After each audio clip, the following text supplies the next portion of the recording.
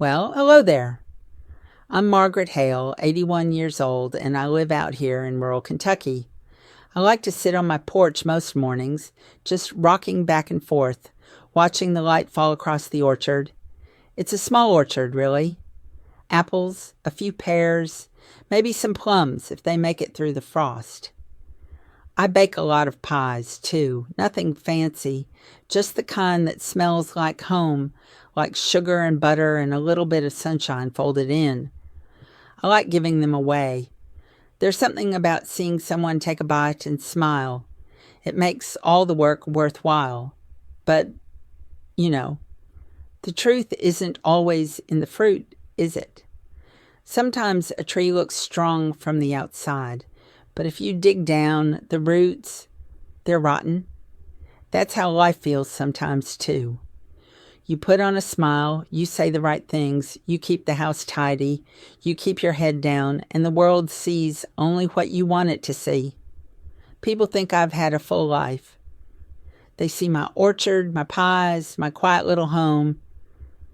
But there's a lot they don't see.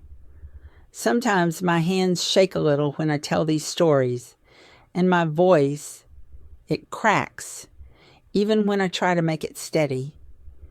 That's just how it is when you've lived as long as I have. The orchard, the porch, the pies. They're my armor.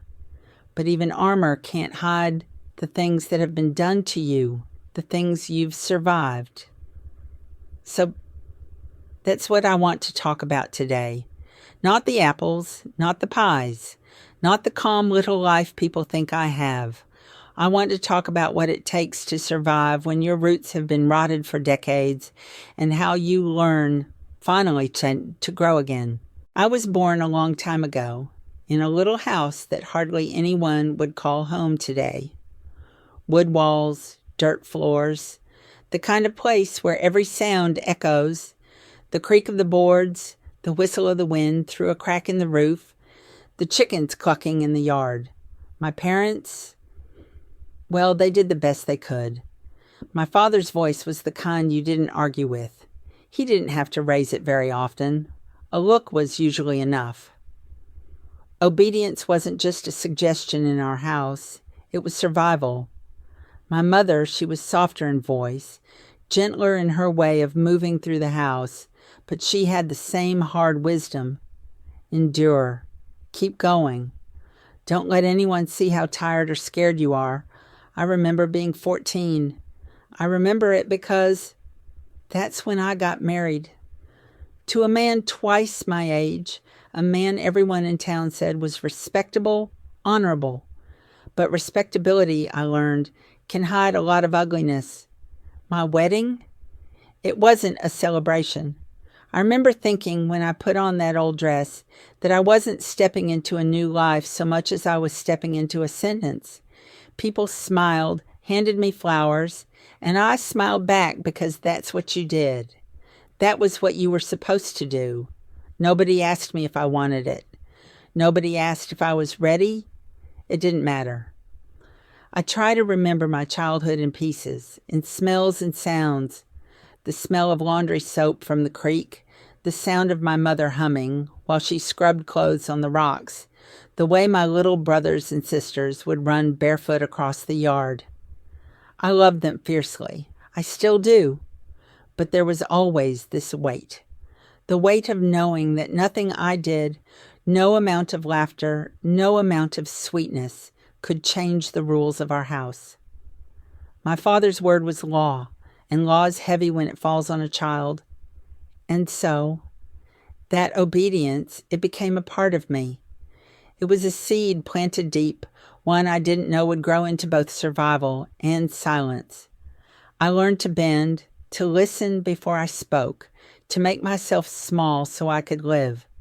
Little did I know then that this seed would follow me into my own marriage, into my own children, into a life that would demand every bit of cunning, every bit of patience to endure.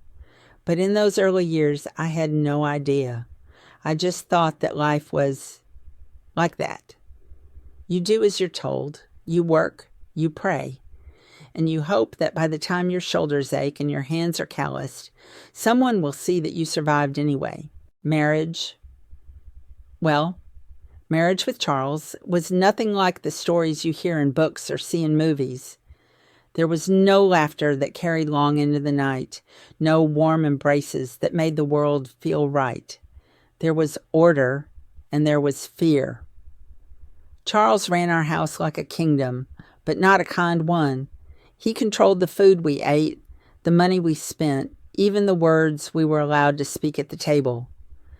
I remember sitting there with my hands folded over my lap, watching him carve the roast, watching the boys wait for permission to swallow, waiting for a word that would tell us if we were good enough that day. I had son after son, each one a blessing in the eyes of the neighbors, in the eyes of the church, in the eyes of a world that measures a woman by how many children she can bear. But my body remembered every single one. My back ached, my knees buckled under exhaustion, my arms grew stiff from endless work. I don't know if anyone outside our walls could have seen it, but my body was breaking. And the bruises had explanations. Hard work, accidents, clumsy boys. People believed that. People always believe what they want to believe. And the boys, Charles began to mold them, slowly, carefully, into his image. Cold, proud, cruel. He told them strength was everything and that weakness was a sin. They listened, they watched, they learned from his voice, his silences, his judgments, and I watched too. I watched them grow in ways that terrified me, ways that I knew would carry this fear forward long after I was gone. I learned to survive in that kingdom by staying small, by keeping my head down, by remembering every command and every limit. But even so, there were moments when I caught the boys' eyes on me, and I felt the weight of something terrible pressing in before I could even name it. It was in those moments, when the house was still, when the fire had burned down to embers, that I realized survival was not just about enduring Charles. It was about enduring the way the house itself could swallow you, piece by piece, if you weren't careful. And so I began to watch, not just Charles, but the boys, the way the house breathed, the way the silence thickened after supper, the way eyes lingered longer than they should. I learned the signs, the small tremors that whispered of power and fear, of control and resentment. It wasn't just a house anymore. It was a kingdom, his kingdom, and I had to live inside it, quietly, cautiously, every single day. After supper, the house would settle into a quiet that felt heavier than any weight I had ever carried. Not the kind of quiet you get when everyone is asleep, but the kind that presses in, that makes you hold your breath without even realizing it. The chairs didn't creak, the floorboards didn't moan, nothing stirred, and yet I could feel it in the air, the waiting. Something was always waiting. I remember bending down to clean the kitchen floor one evening, and I felt their eyes on me, my son's eyes, lingering longer than children's eyes should ever linger. A mother should never feel her own children's gaze like a weight pressing her into the ground. And yet there it was, heavy, accusing, almost cold. I moved slowly, quietly, hoping that the silence wouldn't snap. I whispered a prayer I hadn't said aloud in years, asking only for the storm to pass, for the ordinary sounds of home to return. And there were nights, too many nights, when my sons came to me while Charles sat in the shadows. I never spoke of it, not to anyone, not even to myself, for a long time. The memory lives in the corners of my mind, quiet but persistent. I left it unspoken because some things, when you say them aloud, grow teeth. Some truths are too heavy for the light of day. But those nights, they shaped the rest of my life. A wound that no words could heal. A shadow that followed me everywhere I went. even when the house was quiet, even when the boys had grown taller than me, even when I tried to pretend the past was behind me. In that silence, I learned to listen, not to the voices that said, "Be obedient, stay small," but to the small whispers in my own mind, the instincts that told me something was wrong, something dangerous. The house spoke in a language I had learned by heart. Every creak, every sigh, every pause was a sentence. I walked through the halls carefully, like a guest in a home that had once been mine but had been claimed by something darker. And even as fear settled into my bones, even as I tried to carry on with the work of feeding, cleaning, tending, I knew that the silence wasn't empty. It was full of the terrible, unspoken things that we all pretended didn't exist. It's strange, isn't it? How a home, the place that should keep you safe, can become the place that teaches you fear. How the children you love most can become strangers in the way they watch you. I learned very young that some wounds are invisible, some horrors are whispered and never named, and it is in those silent moments, in that quiet that stretches like a shadow over every room, that I began to understand the kind of life I was living. Not just a life of survival, but a life where survival had to be clever, quiet, careful, almost invisible. I remember the night I tried to run. I was barefoot, moving as quietly as I could through the darkened yard toward the bus stop at the edge of town. I remember feeling the cool grass under my feet, the stars above, like someone had scattered diamonds across the sky just to remind me that there was still a world beyond those walls. I don't think I realized, not fully, how desperate I had become until that moment. Every step I took was an act of defiance, a whisper against the roar of Charles's control. But freedom doesn't always taste sweet the first time you reach for it. I was found before I even reached the street. They dragged me back, the night air smelling of wet earth and fear, and I felt the walls close around me faster than ever before. Charles, he humiliated me in front of the boys. Ungrateful, he spat. Unnatural. I can still hear those words echoing like a bell tolling through every room in the house. And my sons, their eyes were mirrors of his, and I felt myself shrinking, folding inside until I almost disappeared entirely. After that, I no longer left the house unaccompanied. I no longer spoke unless spoken to. Even my hair, gray before its time, seemed to announce my surrender to the life that had been written for me without my consent. I walked through rooms that I had once felt belonged to me and realized, painfully, that I was becoming a ghost. The woman who laughed easily, who smelled of warm bread and sunlit fields, was vanishing, replaced by someone smaller, quieter, invisible in all the ways that mattered. And yet, even in that crushing weight of control, something inside me refused to die. A tiny, stubborn spark that whispered, sometimes in moments when no one was watching, that life could be different. I didn't know how, and I didn't dare hope too loudly, but the spark was there. It was there in the way I watched the boys move through the house, in the careful attention I paid to the smallest cracks in Charles's attention, in the quiet thought that one day, somehow, the rules could change.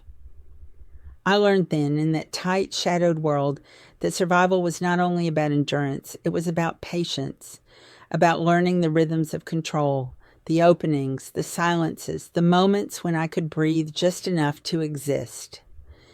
And though I felt myself disappearing day by day, I also began to understand that invisibility could be power, that there were ways to live inside the house without being seen, ways to hold on to a self that Charles could not touch. If only I was clever enough to be silent. Time has a way of wearing everyone down, but it also reveals things you couldn't see before. My sons were growing older, and with that age came cracks, little fishers in Charles' carefully built kingdom. The eldest demanded privileges he hadn't earned, strutting through the house as if he owned more than he actually did. The younger ones grew resentful, whispering their discontent, eyes darting, tension simmering just beneath the surface. I watched it all quietly, like one watches the weather, noting the way clouds gather before a storm. And then there was Ruth, my daughter-in-law. The first time I noticed the bruises on her arms, the subtle shifts in her posture, the way her eyes carried a deadened fatigue I knew too well, I felt something coil inside me. Recognition, and then sorrow, and then a spark of determination. That same silence, that same fear I had carried for decades was settling on someone else. It made me ache, and it made me furious at the same time. I couldn't stop it entirely, but I could plant seeds. I could plant doubt. I could whisper the small, careful words that might give her the courage to notice, to question, to protect herself in ways I had been too young, too powerless to do. It began subtly, like the first chill of frost in the orchard. A word here, a question there, a pause that invited thought rather than obedience. I started noticing the small things in the boys too. The way they argued, the way their loyalties shifted, the tiny betrayals that Charles missed in his arrogance.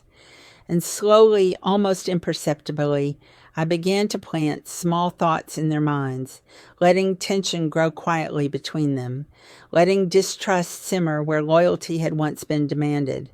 Not openly, never openly, but quietly, cleverly. It was a dangerous game, of course. Every word, every glance had to be measured. One wrong move and the balance could snap. The kingdom could crush me completely. But there was also a strange satisfaction, a sense of agency that had been missing for so long. I had learned to survive, yes, but now I was beginning to shape survival. Not just mine, but the future of this house, this family. And I could feel, for the first time in decades, that fear was not mine alone. The unspoken cycle that had gripped me, that had chained my life in silence, was preparing to repeat itself somewhere else, in someone else. But I could intervene. I could bend it just enough to let it crack, to let light in where darkness had reigned for so long. And in that careful, quiet shaping, I felt a shift. I felt power. Not cruel, not joyful, but the power of one who has endured, who has seen the roots rot, and who knows finally that even poisoned ground can be worked again. The orchard was dying. At least that's how it felt to me. The trees that had once been strong and proud, heavy with fruit, began to sag under their own weight. Branches became brittle, fruit bruised and rotting before it could ripen. I walked among them sometimes, hands trailing over bark, feeling the give of a branch that should have been strong. Rot always starts at the core. I whispered to myself one afternoon, leaning against an apple tree, and spreads until the whole tree is hollow. I could see the truth of that, not just in the orchard, but in the house, in the family. The boys were beginning to show it too. The trust that Charles had so carefully instilled in them toward each other, the loyalty he demanded, started to crumble under the weight of my quiet suggestions. I never shouted, never accused. I only whispered little half-truths, exaggerated a slight here, a careless word there. And they listened. It wasn't difficult. They were ripe for it, their pride and fear intertwined in ways Charles had never controlled completely. I remember sitting at the kitchen table one evening, listening to them argue over something that seemed so small. A task, a favor, a slight I had never intended, and feeling the rush of a long-denied power. Not power over them, not in a cruel sense, but power over the cycle that had trapped me for decades. For the first time in my life, fear was no longer mine alone. The tension, the suspicion, the arguments, it belonged to the house, to the kingdom itself, to everyone in it. Even Charles started to notice it. He would glare at one son only to see the other watching him like a hawk, ready to pounce on weakness. The walls of the house became charged, every glance heavy, every word measured. I moved carefully through it all, watching, listening, letting the poison take hold in silence. And the orchard, I realized, reflected it perfectly. Just as the rot spreads in the trees, so does it spread in the hearts of those who think themselves strong. And yet, there was a strange satisfaction in it. Not vengeance, not cruelty for its own sake, but a recognition of balance. The kingdom that had been so cruel to me, that had demanded my obedience and erased my life, was beginning to falter under its own weight. I could see the cracks forming, the way Charles's sons were beginning to doubt, to resent, to question. I could feel the shift, almost like the first warm wind of spring after a long, bitter winter. For the first time in decades, the air in the house was no longer suffocating entirely. I walked through the orchard often, touching the trees, whispering to myself, watching the way rot spread quietly, patiently, until the whole became hollow. I saw in them a reflection of the house, of Charles, of the life I had endured, and I understood that the only way to save myself now was to allow the rot to do its work, to let the seeds of tension and doubt grow, to let the old kingdom weaken so that something new might one day take root. The house was changing. You could feel it the moment you stepped inside. The quiet that had once pressed down on me so heavily was gone, replaced by murmurs, whispers, arguments that lingered just below the surface, always threatening to break out. Charles's grip was slipping, though he didn't realize it at first. The sons were no longer united. Loyalties had shifted. Alliances quietly formed in corners, in the kitchen, in the bedrooms. I watched it all carefully, like one watches smoke, twisting through the trees, knowing exactly where it might flare into fire. It was during one Sunday meal, a meal that should have been ordinary, that I heard the line that broke something open inside me. The eldest, the one Charles had always pushed to be the image of his own pride, leaned over and said to his boy, so matter-of-factly, "I'll teach you to be a man." Just as I was taught. The words landed in the room like a hammer striking glass. I felt every glass in the cabinet tremble. That was the moment I knew, with absolute certainty, that the curse would continue unless I did something. The old kingdom, the tyranny, the fear. It wasn't going to disappear on its own. Not with Charles still alive. Not with the boys growing into men shaped by his rules. I began to act more deliberately. Every word, every glance, every tiny suggestion was calculated. I whispered doubts to one son about another's loyalty. I reminded one of slights, half true and half imagined, until suspicion fermented in their minds. Slowly, carefully, the house became a battlefield. The brothers turned against each other without ever realizing I had nudged them just a little into the cracks that were already forming. It was strange, this power. Not the power of cruelty, not exactly, but the power of survival, the power of finally asserting some control over the life that had always been dictated by fear and silence. I moved through the house almost invisibly, letting tension do its work, letting the kingdom crumble on its own foundations, but knowing that I was the one who had set the stage for its collapse. And for the first time in decades, I felt alive, not because I was free yet, but because I was no longer just enduring. I was shaping. The sons argued late into the night. Voices rose behind closed doors. Footsteps echoed through the hallways. Doors slammed in ways that made the house tremble. I listened quietly from my chair, hands folded in my lap, and let it happen. The rot had reached the core, and the core was finally giving way. For the first time, I realized that fear, which had once belonged only to me, had begun to spread outward, touching everyone, including Charles, whose authority was quietly slipping through his fingers like sand. I left the farmhouse with nothing. Not a single thing from the life I had spent decades surviving. No heirlooms, no letters, no trophies of endurance, just the memory of the rooms, the trees, the silence that had been both prison and teacher. I walked out empty-handed, but I wasn't empty. I carried with me a strange, light feeling, like the first breath after holding your lungs under water for too long. And for the first time in decades, the world felt like it belonged to me. I moved in with Ruth and her children. She was cautious at first, understandably, but I could see the same spark in her that I had carried for years, the spark that says, even if the roots are poisoned, life can grow again. Together we began planting a new orchard. Small trees, nothing grand, nothing overwhelming, just enough to give us fruit, to give us hope, to give us something alive that we could tend without fear. The soil smelled rich, promising, and each seed we planted felt like a small promise to the future, a promise that pain does not have to repeat itself. The kitchen became my sanctuary again.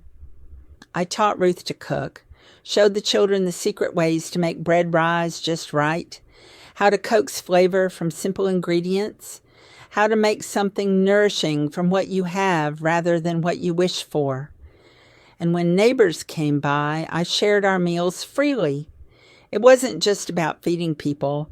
It was about giving them a place where love, not fear, grew. I watched the children play among the trees, their laughter carrying across the yard, and I thought finally this is what a home should sound like. The orchard is thriving in its own small way. It's nothing like the old one, nothing like the kingdom Charles tried to build, but it is ours. Each bud that opens, each fruit that swells and ripens, is proof that life can begin again, even after rot has spread, even after silence has been forced for decades. It takes care, patience, and courage, but it grows. I feel it every time I press my hands into the soil, when I water a tiny tree, when I teach the children to plant seeds. There is joy here now, quiet and steady, a rhythm that belongs to life, not control.